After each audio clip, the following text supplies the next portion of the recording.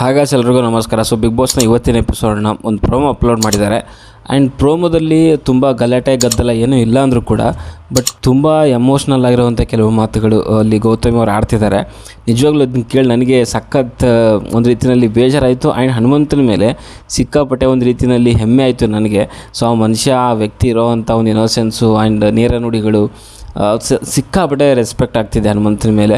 So ಸ್ಟಾರ್ಟಿಂಗಲ್ಲಿ ಏನೋ ಬಂದ ಗೇಮು ಅಂತೆಲ್ಲ ನಡೀತಿದೆ, ಬಟ್ ಆದರೂ ಒಬ್ಬ ವ್ಯಕ್ತಿತ್ವ ಅನ್ನೋದಿದೆಯಲ್ಲ, ಸೊ ಆ ಮನುಷ್ಯನಿಗೆ ಗೌತಮಿಯವ್ರನ್ನೇ ಒಪ್ಪಿಸಿದ್ದಾನೆ ಅಂತಂದರೆ ನಿಜವಾಗ್ಲೂ ಹ್ಯಾಟ್ಸ್ ಆಫ್ ಹೇಳಲಿಕ್ಕೆ ಇಷ್ಟಪಡ್ತೀನಿ.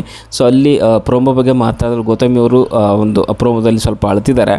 ಸೊ ಮೇ ಬಿ ಅವ್ರಿಗೆ ಗಿಲ್ಟ್ ಕಾಡ್ತಾ ಇದೆ. ಕಾರಣ ಏನು ಅಂತಂದರೆ ಮೇ ಬಿ ಅಲ್ಲಿನೋ ತ್ರಿವಿಕ್ರಮ್ ಅವ್ರಿಗೆ ಚೂಸ್ ಮಾಡಿರುವಂಥ ಕೆಲವು ವಿಚಾರಗಳನ್ನು ಸೊ ನೆನೆಸ್ಕೊಂಡು ಸೊ ಅವರು ಸ್ವಲ್ಪ ಅಳ್ತಿದ್ದಾರೆ. ಒಂದು ಅಂದರೆ ಮೇ ಬಿ ಯಾವುದೋ ಒಂದು ಟೈಮಲ್ಲಿ ಬ್ಯಾಡ್ಸ್ ಕೊಟ್ಟಿರೋಂಥ ಅನಿಸುತ್ತೆ, ಏನೋ ಒಂದು ಒಳ್ಳೆ ರೀತಿಯಲ್ಲಿ. ಆ್ಯಂಡ್ ನಿನ್ನೆ ಕೂಡ ಸೊ ಹನುಮಂತನ ಒಂದು ಜೋಡಿ ಮುರಿದು ಸೊ ತ್ರಿವಿಕ್ರಮ್ ಅವ್ರನ್ನ ಜೋಡಿ ಮಾಡ್ಕೊತೀರ ಅಂತಂದಾಗ ಅವರು ಒಪ್ಕೊಂಡಿದ್ರು. ಸೊ ಆ ಒಂದು ಕೆಲವೊಂದು ವಿಷಯಗಳು ಅವರಿಗೆ ಚುಚ್ತಾ ಇದೆ. ಮೇ ಬಿ ನಿನ್ನೆ ಒಂದು ಟಾಸ್ಕ್ ವಿಚಾರದಲ್ಲಿ ಏನಾದರೂ ತ್ರಿವಿಕ್ರಮ್ ಕಡೆಯಿಂದ ಏನಾದರೂ ಆಗಿರ್ಬೋದು.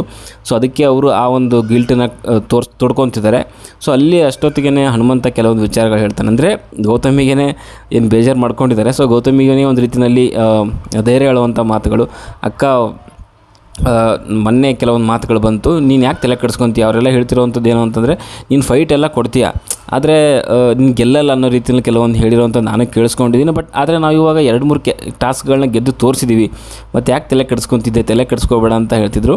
ಬಟ್ ಇಲ್ಲಿ ಗೌತಮಿಯವರು ಮತ್ತು ಮಂಜು ಅವರು ಡಿಸ್ಕಷನ್ ಮಾಡ್ತಿರೋವಂಥದ್ದು ಏನಂತಂದರೆ ಸೊ ಅಲ್ಲಿ ಅಂಥ ಒಬ್ಬ ವ್ಯಕ್ತಿಗೆ ನಾನು ಚೂಸ್ ಮಾಡೋಕ್ಕೆ ಹೋದ್ನಲ್ಲ ಅನ್ನೋದು ಬೇಜಾರಿದೆ ಅವ್ರಿಗೆ. ಹನುಮಂತನ ಬಿಟ್ಟು ಸೊ ಆ ಥರದ ವ್ಯಕ್ತಿಗೆ ನಾನು ಕೆಲವು ವಿಚಾರದಲ್ಲಿ ಚೂಸ್ ಮಾಡೋದಲ್ಲ ಅನ್ನೋದು ಸಖತ್ ಬೇಜಾರಿದೆ.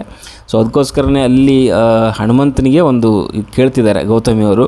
ಸೊ ವ್ಯಕ್ತಿತ್ವದಲ್ಲಿ ಹನುಮನಿಗೆ ಹೋಲಿಸ್ಕೊಂಡ್ರೆ ಕಂಪೇರ್ ಮಾಡಿದ್ರೆ ನಾನೆಲ್ಲೋ ಹನುಮಂತನಿಗಿಂತ ಒಂದು ಹೆಜ್ಜೆ ಇದ್ದೀನೇನೋ ಅನ್ನೋ ರೀತಿಯಲ್ಲಿ ನನಗೆ ಫೀಲ್ ಆಗ್ತಾ ಇದೆ ಅಂತ ಹನುಮಂತನಿಗೆ ಅಥವಾ ಮಂಜು ಎದುರುಗಡೆಗೆ ಗೌತಮಿಯವ್ರು ಹೇಳ್ತಿರೋವಂಥದ್ದು ನಿಜವಾಗ್ಲೂ ಅಪ್ರಿಷಿಯೇಟ್ ಮಾಡುವಂಥದ್ದು ಯಾರಿಗೆ, ಗೌತಮಿಯವ್ರಿಗೆ. ಆ್ಯಂಡ್ ಸಾರಿ ಕೂಡ ಕೇಳಿದ್ರು ಹನುಮಂತನಿಗೆ. ನಿನ್ನೆ ಒಂದು ವಿಚಾರದಲ್ಲಿ ಹನುಮಂತನ ಜೋಡಿ ಮುರಿದು ಸೊ ತ್ರಿವಿಕ್ರಮ್ ಅವ್ರನ್ನ ಮಾಡ್ಕೊತೀನಿ ಅಂತಂದು ಏನು ಡಿಸಿಷನ್ ತೊಗೊಂಡಿದ್ರು. ಸೊ ಅದಕ್ಕೆ ಸಾರಿ ಕೂಡ ಕೇಳಿದ್ರು ಹನುಮಂತನ ಹತ್ರ. ಆ್ಯಂಡ್ ಹನುಮಂತನಿಗೆ ಇನ್ನೊಂದು ಕ್ವಶನ್ ಕೇಳ್ತಾರೆ. ಸೊ ನೀನು ಅಕ್ಕಂದಿರೋ ಲಿಸ್ಟಲ್ಲಿ ನನ್ನ ಸೇರಿಸ್ಕೊತೀಯಾ ಇಲ್ಲೋ ಅಂತ ಕೇಳ್ತಾರೆ. ಸೊ ಫಸ್ಟಿಗೆ ಅಲ್ಲಿ ಹನುಮಂತನಿಗೆ ಅದು ಅರ್ಥ ಆಗೋಲ್ಲ. ಸೊ ಅದಕ್ಕೆ ಸೊ ಲಿಸ್ಟಲ್ಲಿ ಹಾಗೆ ಅಕ್ಕಂದಿರ ಕೇಳ್ತಾನೆ.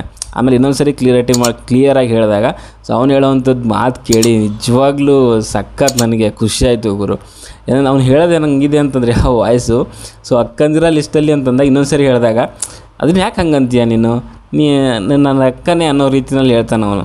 ಅಂದರೆ ಆ ಒಂದು ಮಟ್ಟಿಗೆ ಇನ್ನೋಸೆನ್ಸು ಆಮೇಲೆ ಕೆಲವೊಂದು ವಿಚಾರಗಳನ್ನ ನೋಡ್ತಿದ್ರೆ ನಿಜವಾಗ್ಲೂ ಹೆಮ್ಮೆ ಆಗುತ್ತೆ ನನಗೆ. ಇಂಥ ವ್ಯಕ್ತಿಗೆ ಎಲ್ಲರೂ ಸೊ ಇವನಿಗೆ ಆಡೋಕ್ಕೆ ಬಂದವನೇ, ಗೇಮ್ ಆಡೋಕ್ಕೆ ಬಂದವನೇ, ಇನ್ನೋಸೆಂಟ್ ಆಗಿದ್ದಾನೆ, ಸುಮ್ಮನೆ ಮುಖವಾಡ ಹಾಕ್ಕೊಂಡಿದ್ದಾನೆ, ಎಲ್ಲ ಗೊತ್ತಿದೆ. ಸೊ ಈ ಥರದ ಮಾತುಗಳೆಲ್ಲ ಬಂತು. ಬಟ್ ಆದರೂ ಕೂಡ ಒಬ್ಬರು ಇವಾಗ ಅವನ ಬಗ್ಗೆ ಚೇಂಜ್ ಮಾಡ್ತೀನಿ ನನ್ನ ಜೋಡಿ ಅಂತಂದರೂ ಕೂಡ ಸೊ ಅವು ವ್ಯಕ್ತಿ ಬಗ್ಗೆನೇ ಕೆಲವೊಂದು ಧೈರ್ಯ ಮಾತುಗಳನ್ನ ಹೇಳಿ ನೀನು ಅಕ್ಕ ಅಂದ್ಕೊಂಡು ನೀನು ಯಾಕೆ ಹಂಗೆ ಮಾತಾಡ್ತೀಯ, ನೀನು ನನ್ನ ಅಕ್ಕನೇ ಅನ್ನೋ ರೀತಿಯಲ್ಲಿ ಕೆಲವೊಂದು ಹೇಳೋವಂಥದ್ದು ಇದೆಯಲ್ಲ, ನಿಜವಾಗ್ಲೂ ಅದ್ಭುತ ಅಂತ ಹೇಳೋಕ್ಕೆ ಇಷ್ಟಪಡ್ತೀನಿ. ಇಂಥ ಒಬ್ಬ ಇನ್ನೋಸೆಂಟ್ ಆ್ಯಂಡ್ ಸ್ಟ್ರೇಟ್ ಫಾರ್ವರ್ಡ್ ನೇರ ನುಡಿಯಂಥ ಮನುಷ್ಯ ಸೊ ಬಿಗ್ ಬಾಸ್ ಸೀಸನ್ 11 ಇರೋದು ಮುಖ್ಯವಾಗಿ ಒಂದು ಬಿಗ್ ಬಾಸ್ ಸೀಸನ್ಗೇ ಒಂದು ರೀತಿಯಲ್ಲಿ ಕಳೆ ತಂದು ಕೊಟ್ಟಿದೆ ಅಂತ ಹೇಳೋಕ್ಕೆ ಇಷ್ಟಪಡ್ತೀನಿ. ಟಾಸ್ಕ್ ತೊಗೊಳ್ಳಿ, ಟಾಸ್ಕಲ್ಲಿ 100% ಕೊಡ್ತಾನೆ. ಓಕೆ, ಕಾಮಿಡಿಯಾಗಿ ಅನಿಸ್ಬೋದು, ಸೀರಿಯಸ್ನೆಸ್ ಅಲ್ಲಿರೋವಂಥವ್ರು ತೊಗೊಬೇಕು. ನಾನು ಅವತ್ತೇ ಹೇಳಿದ್ದೆ, ಹನುಮಂತನ ಏನಾದರೂ ಇವ್ರು ಸೀರಿಯಸ್ಸಾಗಿ ತೊಗೊಂಡಿಲ್ಲ ಅಂತಂದರೆ ಒಂದಲ್ಲ ಒಂದಿನ ಅನುಭವಿಸ್ತಾರೆ ಅಂತ. ಅಗೇನ್ ಇಲ್ಲಿ ನೋಡಿ ಗೌತಮಿ ಅವ್ರಿಗೆ ಅರ್ಥ ಆಗಿದೆ ಹನುಮಂತ ಅನ್ನೋ ಒಬ್ಬ ಕಂಟೆಸ್ಟೆಂಟು ಯಾವ ಮಟ್ಟಕ್ಕೆ ಬಲ ಇದೆ ಅಂತ ಅವನ ಹತ್ರ. ಅದು ಬುದ್ಧಿ ಬಲ ಆದರೂ ಆಗಿರ್ಬೋದು, ದೈಹಿಕ ಬಲ ಆದರೂ ಆಗಿರ್ಬೋದು, ಯಾವುದೇ ರೀತಿಯಲ್ಲಾದರೂ ಆಗಿರ್ಬೋದು. ಹನುಮಂತ 110% ಬಿಗ್ ಬಾಸ್ಗೆ ತನ್ನ ಒಂದು ಏನಿದೆಯಲ್ಲ ಆಟನ ಖಂಡಿತವಾಗ್ಲೂ ಕೊಡ್ತಿದ್ದಾನೆ ಅವನು. ಸೊ ಅದನ್ನು ಮುಂದುವರ್ಸ್ಕೊಂಡು ಹೋಗ್ತಾನೆ ಅವನು. ಆ್ಯಂಡ್ ಇಲ್ಲಿ ಗೌತಮಿ ಅವರಿಗೆ ಅವ್ರ ಮೇಲೂ ಕೂಡ ಸ್ವಲ್ಪ ರೆಸ್ಪೆಕ್ಟ್ ಬಂತು ನಾನು. ಯಾಕಂತಂದರೆ ಅಟ್ಲೀಸ್ಟ್ ಅವ್ರು ಒಪ್ಕೊಂಡಿದ್ದಾರೆ. ಇವಾಗ ಕೆಲವೊಂದು ನಿರ್ಧಾರಗಳನ್ನ ತೊಗೊಂಡಿದ್ದಾದಮೇಲೆ ತಪ್ಪು ನಿರ್ಧಾರ ಅಂತ ಗೊತ್ತಾಯ್ತು ಅಂತಂದಮೇಲೆ ಅದನ್ನು ಕ್ಷಮೆ ಕೇಳೋದ್ರಲ್ಲಿ ತಪ್ಪೇ ಇಲ್ಲ. ಆ್ಯಂಡ್ ಇಲ್ಲಿ ಹನುಮಂತಗೆ ಒಂದು ರೀತಿಯಲ್ಲಿ ಅವರಿಗೆ ಮೋಸ ಮಾಡ್ತಿದ್ನೇನೋ ಅನ್ನೋ ರೀತಿಯಲ್ಲಿ ಅನಿಸಿದೆ. ಸೊ ಅದಕ್ಕೋಸ್ಕರನೇ ಅಲ್ಲಿ ಹನುಮಂತನ ಹತ್ರ ಕ್ಷಮೆ ಕೇಳಿದ್ದಾರೆ. ಆ್ಯಂಡ್ ನಿಮ್ಮ ಅಕ್ಕಂದ್ರ ಲಿಸ್ಟಲ್ಲಿ ನನ್ನ ಇಟ್ಕೊತೀರಾ ಅಂತ ಕೇಳಿದಾಗ ಅವ್ನು ಕ್ಲಿಯರಾಗಿ ಹೇಳಿದ್ದು, ಹಂಗೆ ಯಾಕೆ ಮಾತಾಡ್ತೀಯ ಅಕ್ಕ ನೀನು ನನ್ನ ಅಕ್ಕನೇ ಅನ್ನೋ ರೀತಿಯಲ್ಲಿ ಹೇಳ್ತಾನಲ್ಲ. ಹ್ಯಾಟ್ಸ್ ಆಫ್ ಹೇಳಲಿಕ್ಕೆ ಇಷ್ಟಪಡ್ತೀನಿ ಹನುಮಂತನಿಗೆ. ಒಂದು ವೇಳೆ ಈ ಸೀಸನ್ ಹನುಮಂತ ಗೆದ್ದರೆ ಯಾವುದೇ ಆಶ್ಚರ್ಯ ಪಡೋಂಗಿಲ್ಲ. ಒಳ್ಳೆ competitor, wild card entry in the history of Bigg Boss season Kannada.